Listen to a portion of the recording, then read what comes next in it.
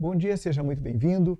Esse é o segundo vídeo da série devocional em orações. Para você que está chegando agora, ontem foi dia 27 de novembro, hoje é dia 28, e eu procuro diariamente fazer um devocional em cima da palavra de Deus, com a minha oração, enfim. E ontem eu senti vontade de compartilhar esse devocional. Como eu vou fazer o meu devocional nos próximos dias em cima da palavra oração, e eu quero compartilhar com você esses devocionais. Então, como é que eu estou fazendo? Eu venho para cá para o escritório, eu faço a minha oração, faço a minha intercessão, depois eu sento, eu pego um texto e eu faço um devocional dirigido em cima desse texto. Então, nesse devocional dirigido, eu leio o texto algumas vezes, faço algumas perguntas para o texto e dali eu tiro algumas lições para mim. E é isso que eu quero compartilhar com você hoje e nos próximos dias. Então, se você gosta dessa ideia de compartilhar, de participar, de ter o seu devocional, se de repente você tem dificuldade de fazer devocional como eu tenho e quer receber algum tipo de ajuda para essa dificuldade, te inscreve aí no canal, aciona, as notificações e amanhã, mais ou menos nesse mesmo horário, a minha ideia é postar os devocionais todos os dias entre 10 e 11 da manhã. Então amanhã, nesse mesmo horário, você pode voltar aqui que vai ter um novo devocional. Outra coisa é, se você quiser colocar nos comentários alguma coisa que Deus tem falado contigo nos teus devocionais ou alguma dificuldade que você tem para fazer os devocionais, coloca nos comentários aí, vamos trabalhar junto, vamos se ajudar e vamos crescer na fé e no conhecimento de Deus. E por fim, se você ainda não é um cristão, se você está buscando conhecer a fé, buscando conhecer a palavra de Deus, eu acredito que esse tipo de coisa é bem legal. O meu papel aqui não é trazer um estudo bíblico, é compartilhar com você o meu devocional e aquilo que Deus tem falado comigo, beleza? Então vamos lá. Vamos começar lendo o texto, né? Porque todo devocional ele tem que ter um texto como base. O texto de hoje é Hebreus, capítulo 5, do verso 7 até o 10, e eu vou ler na versão Almeida Revista Atualizada, que é a versão que eu gosto para fazer devocional. Então diz assim, verso 7, Ele, Jesus, nos dias da sua carne, tendo oferecido com forte clamor e lágrimas, orações e súplicas a quem o podia livrar da morte, e tendo sido ouvido por causa da sua piedade, embora sendo filho, aprendeu a obediência pelas coisas que sofreu. E, tendo sido aperfeiçoado, tornou-se o autor da salvação eterna para todos os que lhe obedecem, tendo sido nomeado por Deus, sumo sacerdote, segundo a ordem de Melquisedeque. Então essa passagem aqui, o autor de Hebreus está falando sobre o que aconteceu com Jesus no Getsêmani. Então, aquilo que aconteceu lá no Getsêmani, aquele momento que Jesus orou, né, por 3 vezes. No Evangelho de Lucas diz que quando ele orou, o suor dele pareciam gotas de sangue, de tão intenso que foi aquela oração. Nós sabemos que ali a resposta de Deus e a obediência de Jesus à resposta de Deus naquele momento ali, o centro da história do cristianismo. Porque ali Jesus poderia ter sido livrado da morte, mas se ele tivesse sido livrado da morte, nós estaríamos hoje, em apuros, porque não teríamos a redenção em Cristo Jesus. Mas vamos lá então.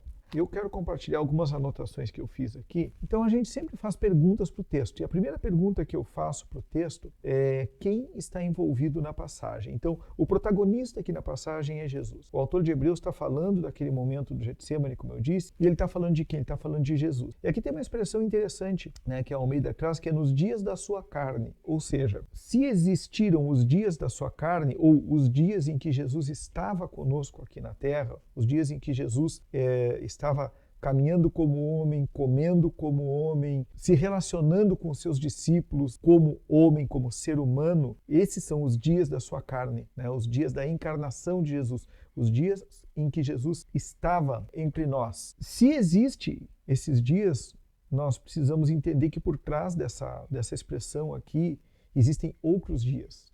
Existiram os dias antes de Jesus ser encarnado, porque Jesus é eterno. O Evangelho de João diz que no princípio era o Verbo estava com Deus e o Verbo era Deus, e o Verbo se fez carne. Então, nos dias da sua carne, o autor de Hebreus está se referindo aqui a esse momento em que Jesus era homem, 100% homem. E esses dias da sua carne significam o quê? Que como 100% homem, tudo aquilo que Jesus estava passando, eu e você podemos passar também. Ou, certamente, nós já passamos ou vamos passar. Rogério, seremos crucificados? Espero que não. Mas nós temos as nossas aflições. E nesses dias da carne de Jesus, nesses dias da encarnação de Jesus, ele era sujeito às mesmas opressões, às mesmas pressões, às mesmas dificuldades, os mesmos medos que nós temos. Então, isso é o que significa aqui, esse nos dias da sua carne. Então, quando isso aconteceu com Jesus? No dia que ele era um ser humano, né, como eu, homem, como você, homem ou mulher, ou jovem ou criança que está assistindo esse vídeo. Tá? Aí tem uma outra pergunta, uma outra palavra ali que é o que Jesus ofereceu. Né? E aí entra a palavra-chave desse meu devocional, desse meu momento de devocional, que é a oração. Jesus ofereceu a sua oração a Deus. Muitas vezes a gente olha para a oração como algo que a gente está ou barganhando com Deus ou que a gente está direcionando a Deus, né? No sentido de direcionar Deus, de manipular Deus. E Jesus aqui, ele ofereceu a Deus a sua oração. Ou seja, ele tinha um medo, ele tinha uma necessidade, ele pegou isso e ele ofereceu a Deus em forma de oração. E aí tem uma coisa bem interessante que ele diz aqui, que é o seguinte, ó. Como ele ofereceu isso? Com forte clamor e lágrimas. Com forte clamor e lágrimas. E também, muitas vezes, a gente pensa que a nossa oração ela tem que ser uma oração extremamente racional e muito bem estruturada. E o autor aqui, ele relata, provavelmente, a partir, né, da leitura dele dos evangelhos ou a partir do contato dele com pessoas que conheciam essa história de perto, talvez até o próprio Pedro, o Tiago e o João, que eram os três que estavam lá, né, quando Jesus orou no Getsemane. O autor ele procurou registrar aqui a intensidade e a forte carga emocional com que Jesus entregou, ofereceu essa oração. E aí a gente faz algumas perguntas para o texto, né? Existe uma ordem nesse texto? Existe uma direção de Deus nesse texto? A direção de Deus que eu vejo aqui para a minha vida é que oferecendo orações, né? Quando oferecemos as nossas orações, nós devemos fazer isso com a inteireza do nosso ser, ou seja, isso não significa que todas as minhas orações serão com forte clamor e com choro. Se Deus nos abençoar e esse projeto aqui ele ocorrer por muitos meses, é muito provável que em algum momento eu vou estar aqui gravando com os olhos inchados de chorar, porque vai ter momentos em que realmente eu vou oferecer a minha oração a Deus com uma carga emocional tão forte que eu vou me derramar, eu vou chorar na presença de Deus. E nem sempre vai ser de tristeza, às vezes vai ser de alegria. Então é nesse ponto que eu quero chegar. A ordem que eu vejo aqui é, Rogério, quando você entregar a sua oração a mim, seja intenso, seja inteiro, permita que as suas emoções hajam, porque nós somos seres emocionais, fomos criados à imagem e semelhança de Deus, portanto somos seres emocionais. Então não existe nada de errado em derramarmos as nossas emoções, acho que agora encontrei a palavra certa, derramar as nossas emoções diante de Deus. Então isso é muito interessante, né? Que Jesus tenha oferecido, né, com súplicas, como é que diz aqui, ó, com forte clamor e lágrima. O que ele ofereceu? Orações e súplicas. E ele ofereceu a quem? A quem o podia livrar da morte. Então está muito claro que o pedido, se nós não conhecêssemos a passagem de Lucas, que lá Jesus diz mais ou menos assim, Senhor, se for possível, passa de mim esse cálice. Ele não queria passar pelo momento da cruz. Então, o que ele pedia, mesmo que nós não conhecêssemos o texto de Lucas, dá para ver aqui que ele pedia que Deus o livrasse da morte. Então, Jesus passou por um momento extremamente difícil. Ele não queria passar por aquilo. O pedido dele foi, Pai, se for possível, passa de mim, que eu não precise ir à cruz, que não precise acontecer isso. Eu destaquei algumas palavras interessantes aqui. Uma das palavras que eu destaquei foi aperfeiçoado, porque, veja bem, tem aqui, ó, obediência, aperfeiçoado e depois, mais abaixo, tem obedecem. Olha só o que diz aqui. Ele, Jesus, nos dias da sua carne, tendo oferecido com forte clamor e lágrimas, orações e súplicas a quem o podia livrar da morte, e tendo sido ouvido por causa da sua piedade, isso aqui também é muito interessante, né? Por que Jesus foi ouvido? Engraçado que a gente pensa que ele não foi ouvido, né? A gente pensa que ele não foi ouvido porque o pedido dele era, se for possível, passa esse cálice. Só que esse mas aí, ele muda tudo, porque veja bem, se eu digo assim, ó, você é uma pessoa muito inteligente, mas esse mas ele acaba com o muito inteligente. Porque se eu disser assim, Maria, você é uma pessoa muito inteligente, João, você é uma pessoa muito inteligente, mas quando você mexeu no meu carro, você estragou o rádio. Então, eu estou pegando a inteligência que eu atribuí ao João e estou jogando fora com o meu mas, né? com essa conjunção aí.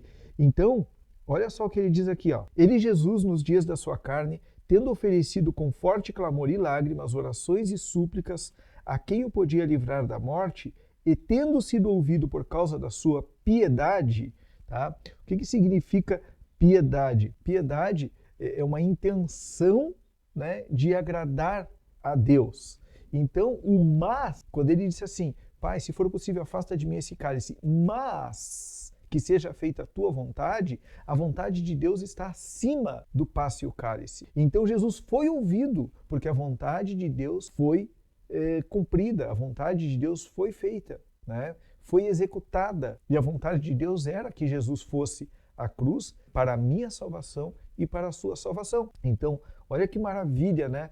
A palavra de Deus. E olha como a gente aprende fazendo um devocional. Depois disso, tendo ouvido por causa da sua piedade, continua no verso 8, dizendo assim, embora sendo filho, aprendeu a obediência pelas coisas que sofreu. Olha só que versículo interessante esse, né? Embora sendo filho, eu sou filho da minha mãe, do meu pai, você é filho, você é filha, né? Só que Jesus era o unigênito Filho de Deus, então ele carregava a perfeição de Deus. E aqui diz assim, embora sendo filho, aprendeu a obediência. Agora, essa obediência aqui, que Jesus que ele fala, né, não é simplesmente o ato ou o efeito de obedecer, é um modo de vida, né? Tanto que essa palavra aqui, obediência, ela é diferente da palavra obedecem, que é atribuída para aqueles que creem, para aqueles que são salvos por Jesus, né? Então, embora sendo filho, ele aprendeu a obediência pelas coisas que sofreu. Não é que ele era desobediente e aprendeu a obedecer. Não, ele desenvolveu ao longo da vida dele um sistema, uma forma de viver que era plenamente obediente a Deus. Então, olha que a diferença da obediência de Jesus, que era um estilo de vida, para a nossa obediência, que eu já vou chegar ali. E tendo sido aperfeiçoado, tornou-se o autor da salvação eterna para todos os que lhe obedecem. Agora me diz uma coisa, se Jesus é Deus, se Jesus é o Filho de Deus, ele pode ser aperfeiçoado? Porque, veja bem, quando a gente diz que algo foi aperfeiçoado, é porque não era perfeito, teoricamente. Ou quando a gente diz que algo foi aperfeiçoado, a gente diz que eu fabriquei esse aparelho aqui, fabriquei esse telefone, mas ele ficou com algumas coisas a desejar. Então eu refiz o projeto dele e na versão 2.0 aí sim ficou perfeito. Para nós aperfeiçoado é isso. Nesse caso aqui, não. É muito diferente. Aqui, o aperfeiçoado, ele está muito mais olhando para um processo evolutivo, vamos dizer assim, né? Por quê? Jesus nasceu como um bebê. Ele usou fralda, ele fez xixi na cama, ele vomitou leitinho, ele cresceu como um adolescente, ele brincou com os amigos dele, tal. Jesus foi uma pessoa normal, como eu e você, se é que dá para me chamar de normal. Mas Jesus foi uma pessoa comum, como eu e você. Isso está muito claro. Por quê? Porque Jesus era 100% homem. Qual a diferença? Por ser filho de Deus, ele carregava também a natureza divina desde o seu nascimento e Jesus nunca pecou. A diferença de Jesus para mim, a diferença de Jesus para ti é somente essa. Jesus não pecou. Ou seja, moralmente ele nasceu, cresceu e morreu perfeito. Porém, ele foi aperfeiçoado no sentido do seu propósito, da sua função. Então, esse aperfeiçoado aqui, deixa eu pegar aqui a palavra aperfeiçoado, esse aperfeiçoado, ele tem o sentido de consumado, tanto que a palavra grega aqui, ela é teleio, mas se eu não me engano a palavra que Jesus disse, que foi traduzida para nós lá na cruz como está consumado, é tetelestai, está consumado, e a palavra aqui para aperfeiçoado é teleio, ou seja, vem da mesma raiz, vem da mesma origem a palavra. Deixa eu ver um negócio aqui. Teleios, tetelestai, teleio, são palavras que vêm da mesma origem, da mesma raiz. Jesus não foi aperfeiçoado no sentido de ele era imperfeito e se tornou perfeito. E aqui, quando diz tendo sido aperfeiçoado, tornou-se o autor da salvação eterna. E aqui é muito lindo isso, por quê? Porque nós não podemos ser salvos pelas nossas obras e mesmo que a gente pense que pode, em algum momento a gente vai dizer assim, eu não estou salvo, eu estou perdido. Normalmente quem carrega essa impressão, né, de que as nossas obras, os nossos sacrifícios, as nossas ofertas, as nossas boas ações, elas podem servir para alguma coisa para a nossa salvação? Não serve, não serve. E a prova é que mesmo quem pensa assim, vou fazer boas obras para ser salvo, em alguns momentos a pessoa vai dizer assim, cara, eu errei, não sou salvo, não estou salvo, né? Alguns ainda dizem assim, se Jesus voltar agora, né, eu estou em pecado, eu não vou para o céu. Então, ora eu estou salvo, ora eu não estou. Mas o autor de Hebreus fala aqui em salvação eterna. Então, Cristo, quando foi aperfeiçoado, ou seja, quando concluiu o negócio ali, ele tornou-se o autor da salvação. Então, ele é como se ele fosse para um novo cargo, como se ele fosse promovido.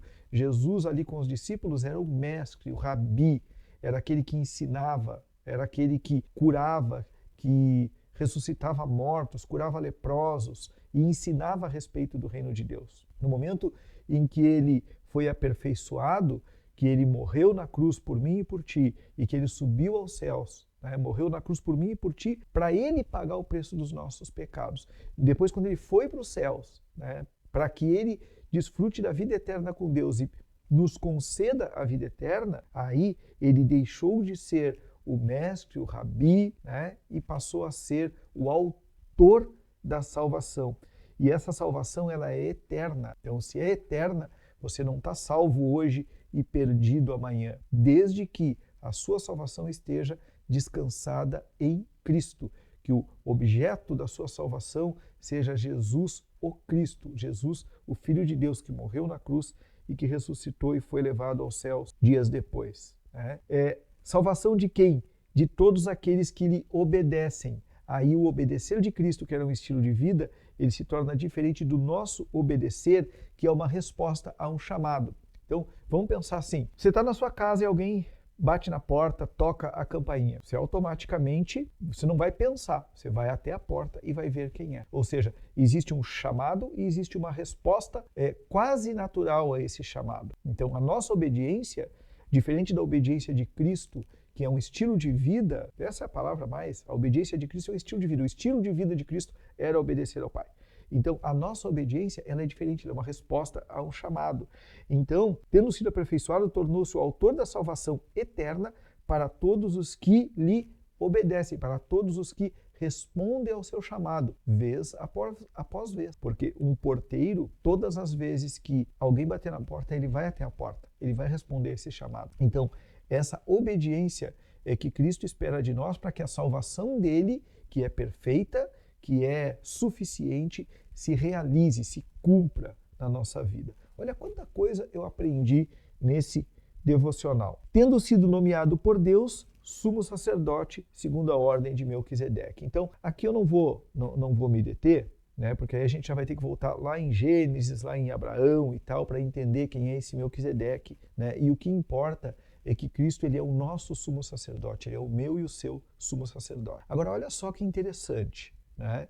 Às vezes nós temos alguma situação na nossa vida e nós vamos orar a Deus. E é sobre oração o meu devocional. E tudo isso que aconteceu aqui, ele ter sido aperfeiçoado, ele ter se tornado o autor da salvação, ter sido nomeado por Deus como sumo sacerdote, é resultado de quê? Do verso 7 aqui, que quando nos dias da sua carne, quando Jesus, quando homem, ele ofereceu com forte clamor e lágrimas, com inteireza das suas emoções, orações e súplicas a Deus, que era quem podia livrá-lo da morte. Como é que você tem feito as suas orações? Você ora? Como você ora? E eu não estou perguntando se você ora bonito, se você ora com palavras requintadas, com palavras bíblicas, né? Senhor, Tu és o grande eu sou, né? Não é isso que eu estou perguntando. O que eu estou perguntando é como é que você ora. Você faz aquela oração que você dobra seu joelho e diz assim, Senhor, abençoa meu dia, abençoa isso, abençoa aquilo, tal, em nome de Jesus, amém, levanta e vai viver a sua vida? Ou quando você dobra seu joelho para orar, você entrega realmente o seu ser com forte clamor ou com forte alegria, quando acontece algo de bom na sua vida, ou o simples fato de não acontecer algo de ruim, como é que você oferece as suas orações a Deus? A última pergunta que eu faço para o texto aqui é: existe uma ordem a ser obedecida nesse texto? Sim, existe. Nós devemos ser imitadores de Cristo. O próprio apóstolo Paulo falou isso. Sejam meus imitadores, assim como eu sou imitador de Cristo. E quando eu olho para esse texto, a ordem que eu vejo, e essa ordem ela está quase explícita, né? Ela está ela está nas entrelinhas, mas ela está quase explícita. A ordem que eu vejo é: ore, Rogério, mas ore com inteireza. Não importa se a tua oração ela vai durar 5 minutos, 15 minutos ou meia hora. O que importa é que você esteja inteiro, que as suas emoções estejam entregues ao Senhor. Muitas vezes a gente ora pensando no nosso problema, na nossa dificuldade. As minhas emoções, as minhas palavras estão indo para o Senhor, mas as minhas emoções estão aqui no meu problema. Não é isso que Deus está dizendo. Deus está dizendo que, assim como Jesus, eu devo orar com a minha oração tem que ser oferecida, tem que ser uma oferta agradável a Deus. E para isso as minhas emoções precisam estar plenamente comprometidas. Gostou desse devocional? Eu espero que sim. Eu vou orar para que Deus te abençoe agora. Eu quero te pedir para você compartilhar esse devocional com o maior número de pessoas possível e convidar as pessoas para se inscrever aqui no canal e se inscreva também. O versículo do dia está se transformando no devocional do dia e isso é realmente uma bênção. Vamos orar? Feche teus olhos. Senhor, em nome de Jesus, Pai, eu quero te agradecer por essa pessoa que assistiu esse compartilhar desse devocional, de tudo isso que o Senhor falou comigo. Eu espero que o Senhor tenha falado com essa pessoa também. Abençoa, Deus, essa pessoa, revelando, Senhor, a tua presença, a tua imagem, revelando, Senhor, o teu amor a essa pessoa. Se ela já te conhece, Senhor, que ela possa experimentar se aprofundar mais ainda em ti. Se ela ainda não te conhece, que ela possa voltar dia após dia aqui nesse devocional e junto comigo caminhar na tua palavra e que ela receba de ti, Senhor, assim como Pedro recebeu a revelação de quem tu és e da obra maravilhosa que Jesus fez por nós na cruz do Calvário. Senhor, sabendo que eu não tenho o direito, sabendo que eu não tenho a capacidade, Senhor, de te pedir qualquer coisa, esse pedido que eu te faço por essa pessoa que acabou de assistir esse vídeo, eu faço ele em nome de Jesus. Em nome de Jesus, Pai. Muito obrigado. Abençoa. Amém. Amém? Muito obrigado por ter ficado até o fim. Curte, compartilha, convida o pessoal para seguir o canal e vamos fazer os nossos devocionais juntos para a edificação nossa e para a glória do Senhor. Amém?